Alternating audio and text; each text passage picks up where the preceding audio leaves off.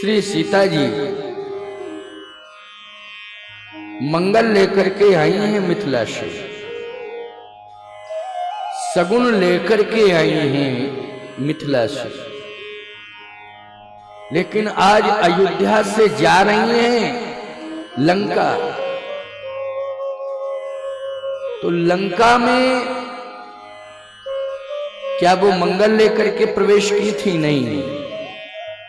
क्या सगुन लेकर के उन्होंने लंका में प्रवेश किया था? नहीं। लंका में तो उन्होंने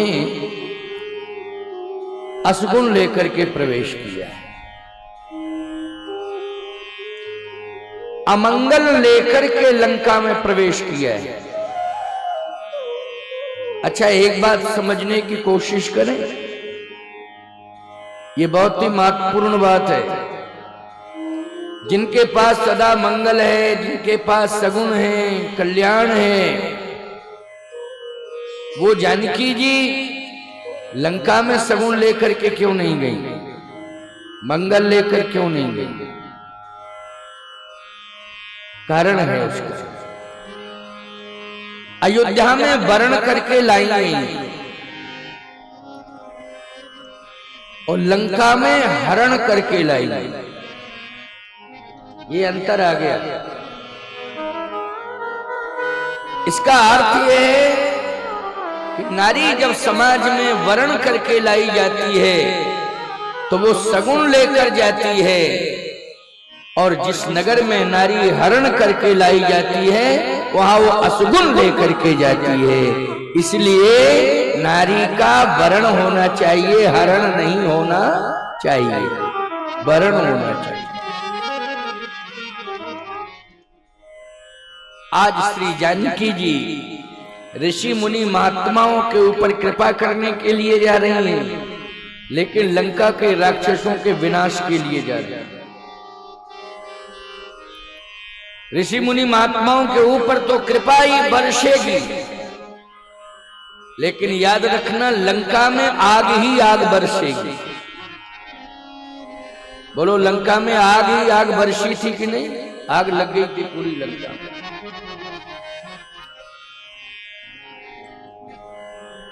आज राम जी के साथ श्री किशोरी जी जा रही हैं, कहां? वन की ओर। पूरी अयोध्या श्री राम के साथ जाना चाहती है। अयोध्या में कोई रहना ही नहीं चाहता। जब पूरी अयोध्या श्री राम जी के सामने खड़ी हो गई तो भगवान राम ने कहा कि आप सब अयोध्या वासी अयोध्या में ही रहें, वनवास केवल मुझे मिला है, मैं 14 साल बाद लौट के आऊंगा, आप सभी इंतजार करें, आप सभी इंतजार करें।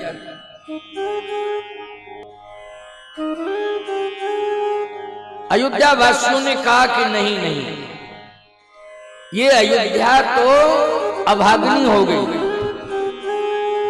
ये अभाग्नी हो गई अयोध्या।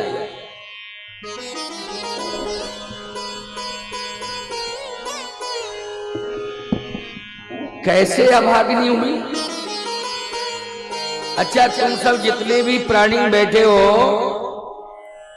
बड़भागी इसलिए हो कि राम से जुड़े हो, राम की कथा से जुड़े हो, यज्ञ से जुड़े हो, संतों से जुड़े हो, अच्छे कार्य से जुड़े हो, तो बड़भागी हो।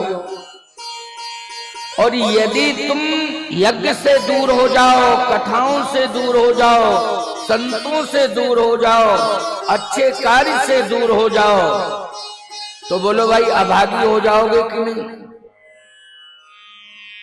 सुनहु उमा वे लोग अभागी, सुनहु उमा वे लोग अभागी, सुनहु उमा वे लोग अभागी, सुनहु उमा वे लोग अभागी, अजितज हो विषय अनुरागी, हरि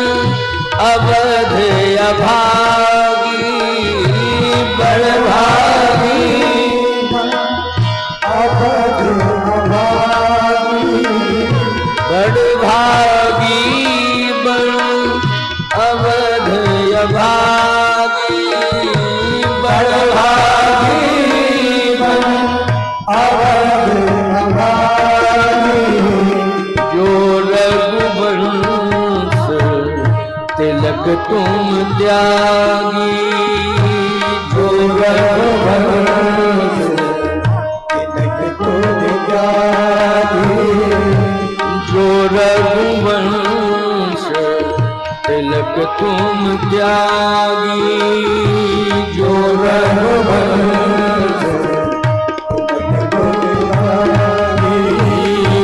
जो रघुवंश तिलक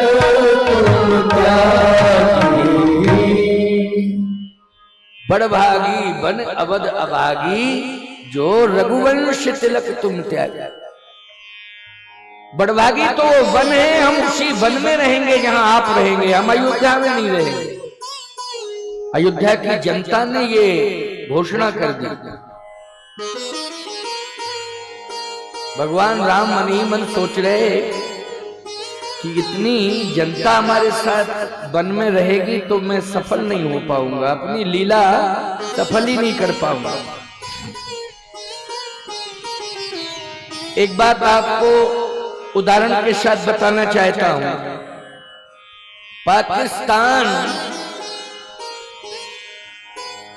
युद्ध की घोषणा कर दे, इधर चीन भी धमकी दे दे कि हम भारत पर आक्रमण करेंगे, पाकिस्तान भी धमकी दे हम भारत पर आक्रमण करेंगे। तो मैं आपसे एक बात पूछना चाहता हूं, उन सभी से लड़ने के लिए हमें सेना की जरूरत, पूरे गांव की जरूरत है? जल्दी बोलो। पूरे गांव की जरूरत नहीं है, सेना की जरूरत है। अगर पूरा गांव पहुंच जाए तो अव्यवस्था फैल जाएगी, पूरा नियंत्रण हट जाएगा। इसलिए सिस्टम की जरूरत है। आतताइयों को मारने के लिए, आतंकवादियों को मारने के लिए सैनिकों की जरूरत है, एक सिस्टम की जरूरत है, पूरे समाज की जरूरत नहीं।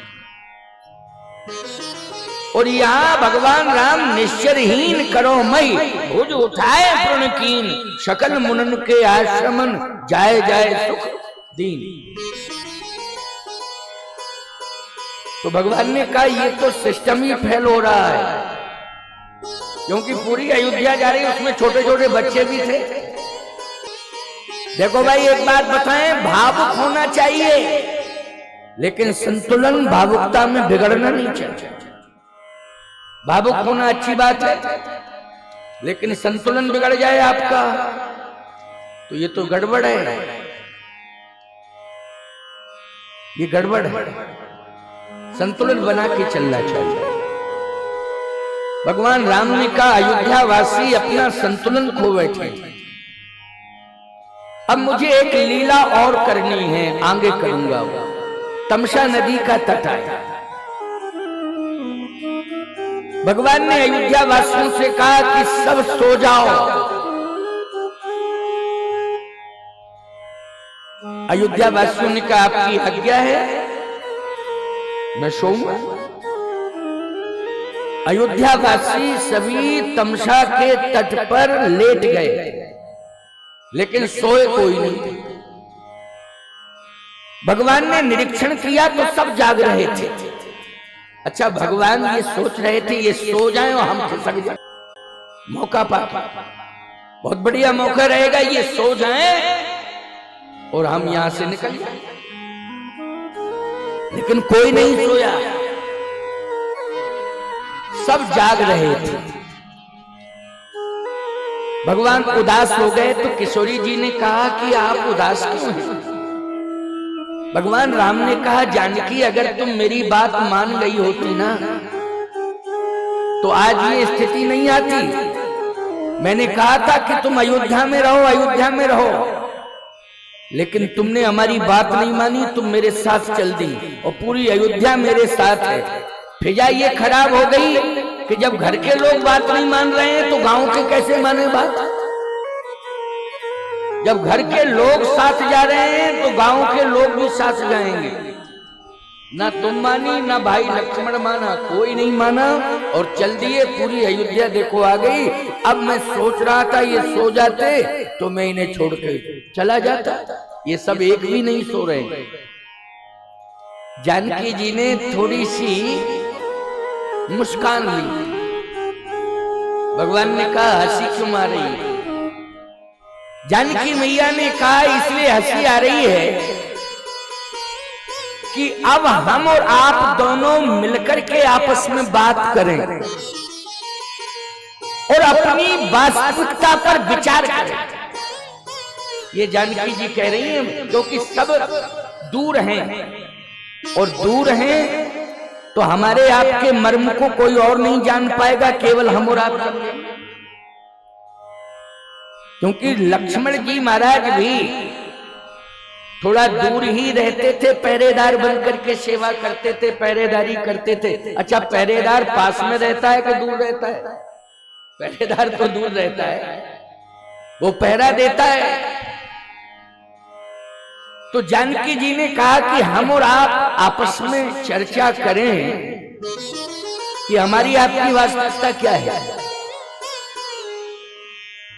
भगवान राम ने कहा वास्तविकता तो ये है कि गिरा रथ जल बीच सम, कहियत भिन्न न भिन्न, बंदहु सीताराम पद, जिन्हीं परम प्रिय खिन्न। हम दोनों एक ही हैं, लेकिन अंतर ये पड़ गया कि हम पुत्र बनकर के ब्रह्महू में ब्रह्मपुत्र बनकर के अयोध्या में आ गया, वही ब्रह्मपुत्री बनके मिथिला में। ब्रह्म तो एक ही है, एको ब्रह्म द्वितीयो नास्ति, लेकिन वही ब्रह्मपुत्री बन गया मिथिला में, वो पुत्र बन गया अयोध्या में। भगवान राम ने कहा वो सब ठीक है, लेकिन ये सो नहीं रहे हैं। जानकी जी ने कहा बात यह है कि पूरा जगत ब्रह्म के अधीन है। बोलो भाई, ये ब्रह्मांड किसके अधीन है? ब्रह्म के अधीन है। ब्रह्मांड निकाया निर्मित माया, रोम रोम प्रतिवेद के। तो ये पूरा ब्रह्म हमारे और आपके हाथों में है। लेकिन बस बात यह है कि आप परमपिता की भूमिका में हैं, हम जगत माता की भूमिका में। ये सब बच्चे हैं हमारे आपके, और आप सुलाने की बात कर रहे हैं तो आप कभी नहीं सुला पाएंगे। बच्चों को जितने अच्छे तरीके से मां सुला देती है, बाप नहीं सुला पाता। क्यों भाई? अच्छा, मां जितने अच्छे ढंग से बच्चे को सुलाना जानती है, ये बाप जानते हैं नहीं जानते? अगर तुम काम कर रही हो, बच्चा छोटा है और रो रहा है, तो तुम अपने पति से कहती हो कि सुनो जी, मैं थोड़ा सा रसोड़े को संभाल रही हूँ, रसोई का काम कर रही हूँ, ये बच्चा छोटा सा रो रहा है, जरा इसको थोड़ा सा बहला लो, फुसला लो। बड़े प्रेम से तुम उठाते हो बच्चे को और हृदय से लगाते हो, लेकिन वो रोना बंद नहीं करता। फिर तुम उसको हिलाते हो, झुलाते हो, हौआ दौआ बहुआ, लेकिन फिर भी वो रोना बंद नहीं करता। अंत में तुम उस बच्चे को ले जाते हो और कहते हो संभालो, ये बड़ा शैतान, बहुत प्रयास किया लेकिन इसका रोना मैं बंद नहीं करा पाया, तुम ही संभालो। अच्छा, रोने वाला बेटा अगर तुम काम धाम छोड़ करके उस रोने वाले शिशु को हाथ में ले लेती हो और जैसे ही वो बालक माँ के हाथ में आता है, रोना बंद, सोना शुरू हो जाता है। ये माँ के हाथों में जादू है, ये ममता भरी माँ है, हर अंग ममत्व से भरा हुआ है। याद रखना, प्रत्येक अंग ममत्व से भरा है। इसलिए माँ को ममतामयी, करुणामयी, दयामयी कहा जाता है। हमारी सबकी माँ कौन है? पूरे ब्रह्मांड की माँ है जानकी। जनक सुता जग जननी जानकी, जनक सुता जग जननी जानकी, अतिशय प्रिय करुणा निधान की, ताके जुगपद कमल मना, ताके जुगपद कमल मनावो, जासु कृपा निर्मल मति पाओ। जनक सुता जग जननी जानकी, जगत की माता है, हमारी सबकी माँ है। भगवान राम ने कहा तुम माँ की भूमिका में हो तो सुला दो, तुम सुलाओ।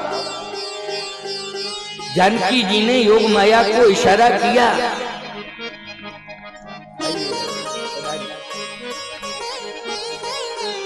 बोलिए संत भगवान की।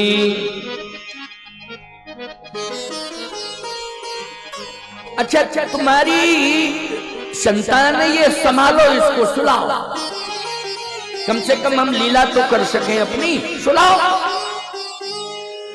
जानकी जी ने योग माया को इशारा किया, इधर आओ।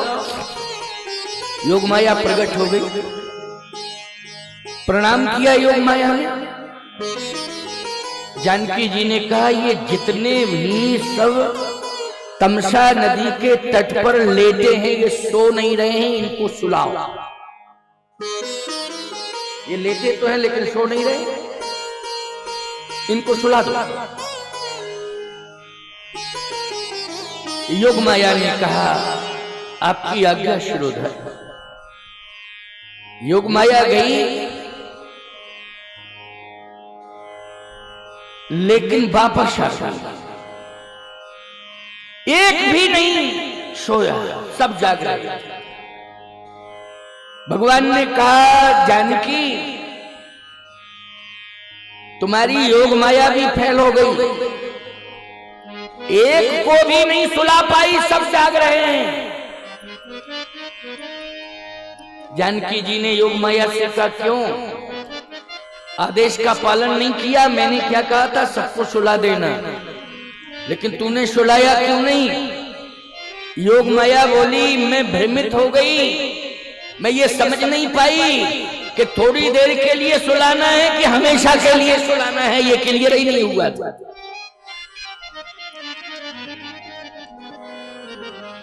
भगवान राम ने कहा बहुत बढ़िया सूझबूझ से काम लिया है, बहुत अच्छा। तो हमेशा को सुला देती तो बदनामी राम को मिलती कि इधर पिता के प्राण निकल गए और तमसा नदी के तट पर अयोध्या वासियों के प्राण निकल गए, बदनामी मिलती। बहुत अच्छा सूझबूझ से काम लिया है योग माया ने। जानकी जी ने कहा कि कुछ घंटे के लिए सुलाओ। योग माया, अयोध्या वासियों की आदत है कि ये ब्रह्म मुहूर्त में जाग जाते हैं, और यात्रा भी ब्रह्म मुहूर्त में ही प्रारंभ करना चाहिए, इसके पहले नहीं। लेकिन आजकल पता नहीं इतनी अच्छी सड़कें, इतने अच्छे वाहन कि रात दिन चल रहा है, आज रात दिन चल रहा है। क्यों भाई? मुझे तो ऐसी हिंदुस्तान की कोई सड़क, क्योंकि मैं सड़क मार्ग से ज्यादा पसंद करता हूं, हजारों किलोमीटर की यात्रा में अपने वाहनों से ही करता हूं। ये बड़े सुखद वाहन है हमारे पास। ये रथ की व्यवस्था है, इसमें लेटने की व्यवस्था, पूजा करने की व्यवस्था, सारी व्यवस्था है। यहाँ तक है कि छोटा प्रसाद भी तैयार किया जा सकता है, थोड़ा बहुत प्रसाद भी अंदर ही तैयार किया जा सकता है। थोड़ा बहुत प्रसाद अपने लिए वो भी तैयार अंदर हो जाता है, उसमें एक छोटी सी रसोई भी रसोई भी है उसी के अंदर, छोटी सी रसोई, अपने राम जी तक पर्याप्त। तो एक प्रकार से ये चलता फिरता एक छोटा सा आश्रम है। घर नहीं कहूंगा, साधु घर में नहीं रहता, आश्रम में। याद रखना, आज हम भी रुके हैं तो किसी घर में नहीं रुके, हम कृष्णा महाविद्यालय सरस्वती मंदिर जालूकी में रुके हुए हैं प्यारे, सरस्वती मंदिर में रुके हुए।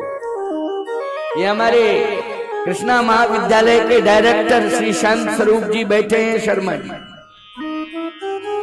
इतना अच्छा सरस्वती जी का विग्रह स्थापित किया है महाविद्यालय में। इनकी बेटी के नाम से वो महाविद्यालय है, कृष्णा बेटी का नाम है, बहुत अच्छी बेटी है। मेरी जब कथा हुई तो उसने बड़ी सेवा की थी। इन दोनों भाइयों, भाई भाई के प्रेम की चर्चा चल रही थी ना, कि अवस्थी जी ने कहा मेरे बड़े भाई का नाम पहले फिर मेरा। एक उदाहरण मैं और देना चाहता हूं। ये संत स्वरूप जी और इनके छोटे भाई वकील साहब हाईकोर्ट जयपुर के बहुत बड़े वकील हैं। पूरे जज सम्मान करते हैं, उनकी ईमानदारी का लोहा मानते हैं। ऐसे संस्कार माँ बाप ने दिए हैं। ईमानदारी से जीवन जीना है, ईमानदारी की साख बना के चलना है।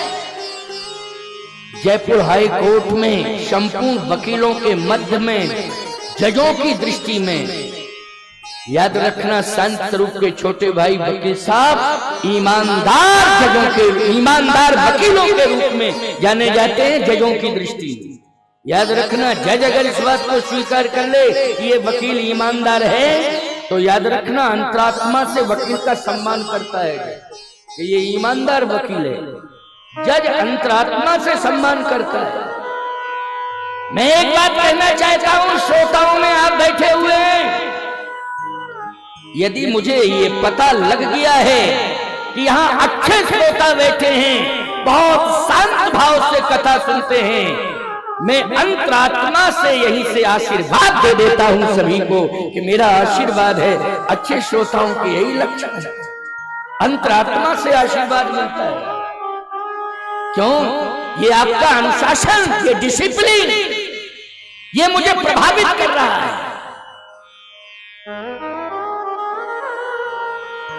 ये राम लक्ष्मण कैसी जोड़ी तो है ही है प्यारे, लेकिन ये ऐसी जोड़ी है कि जैसे लक्ष्मण ने राम जी को भाई तो माना ही है, लेकिन पिता भी माना है। ऐसे ही शांत स्वरूप के छोटे भाई वकील साहब बड़ा भाई तो मानते ही हैं शांत स्वरूप को, लेकिन पिता भी मानते हैं कि ये मेरे पिता भी हैं और मेरे भाई भी हैं।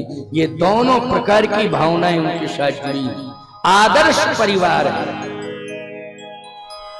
ऐसे ही आदर्श परिवार होना चाहिए। मैं मानता हूं बहुत से लोग यहां बैठे हैं, उनमें भी भाइयों भाइयों में प्रेम होगा, लेकिन ये गारंटी नहीं है कि जितने लोग बैठे हैं उन सब में ही प्रेम होगा। मैं अगर ये पूछूं कि भाई भाई आराम से घर में रह रहे हैं, आपस में भाइयों में मुकदमा नहीं है, ऐसे कितने लोग हैं जो भाई से मुकदमा नहीं लड़ रहे हैं या भाई उनसे मुकदमा नहीं लड़ रहा है? अगर मैं हाथ उठवा दूं तो शर्मिंदित होना पड़ेगा। बोलो, होना पड़ेगा शर्मिंदित कि नहीं? कैसे भाई हो जो आपस में मुकदमा लड़ रहे हो? कैसे भाई? मैं कहता हूं अयोध्या में ना तो अस्पताल बनाया गया था, ना अदालत बनाई गई थी। क्यों? क्योंकि यहाँ राम लक्ष्मण भरत शत्रुघ्न चारों भाई प्रेम से रहते हैं। तो अयोध्या में जितने भी लोग रहते हैं सब आपस में प्रेम से रहते हैं, लड़ते ही नहीं है।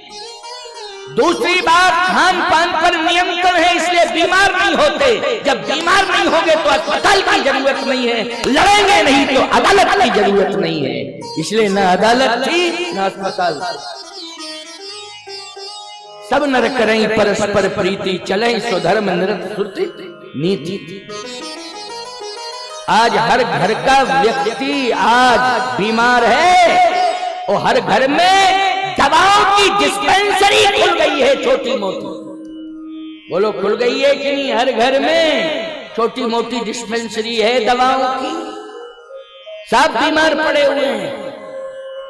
इसलिए मैं कहता हूं खान पान पर नियंत्रण करो और लड़ाई झगड़े आपस में मत करो। ये अदालतें, ये थाना कचहरी, याद रखना ये धन भी लेते हैं और तुम्हारा सम्मान भी ले लेते हैं। अभी थाने में जाओगे, कोई थानेदार ये कहेगा कि आइए श्रीमान जी बैठिए, रसगुल्ले ले आए। कोई थानेदार नहीं कहेगा यही कहेगा कि इनकी शिकायतें 4-6 बार आ चुकी हैं, लाठी उठाओ, लाठी उठाओ। क्यों अपमान करा रहे हो? क्यों धन की बर्बादी कर रहे हो? क्यों मानसिक संतुलन खराब कर रहे हो? क्यों कुल खानदान को बेइज्जत कर रहे हो? आपस में मत लड़ो, प्रेम से रहना सीखो। ये राम कथा का मंच तुम्हें शिक्षा दे रहा है। परिवार अच्छा होना चाहिए, वही परिवार अच्छा है जो प्रेम से रहता है। प्रेम से रहता वही परिवार अच्छा है। अच्छा एक बात अगर कहूं तो बुरा मत मानना, और मान भी जाओ तो कोई दिक्कत की बात नहीं, हम कल तो चले ही जाएंगे। लेकिन मानना मेरी बात को कि सही कह रहे हैं स्वामी की बात स्पष्ट है। अच्छा तुम 2-4 भाई जब तक विवाह नहीं हुआ था तो एक ही थाली में भोजन करते थे कि नहीं करते थे? जल्दी बोलो। जब तक विवाह नहीं हुआ था मां भोजन बनाती थी और जितने भाई थे सब बैठ करके एक साथ पाते थे। वो बचपन, मेरी बात सुन करके बचपन याद आ रहा होगा और आंखों में आंसू भी आ रहे होंगे कि आपने वो बचपन याद दिला दिया। उस भोजन में स्वाद था, बोलो था स्वाद कि नहीं था? वही तंदुरुस्ती काम कर रही है जो तुमने बचपन में भोजन किया है, मां के हाथ का, और सभी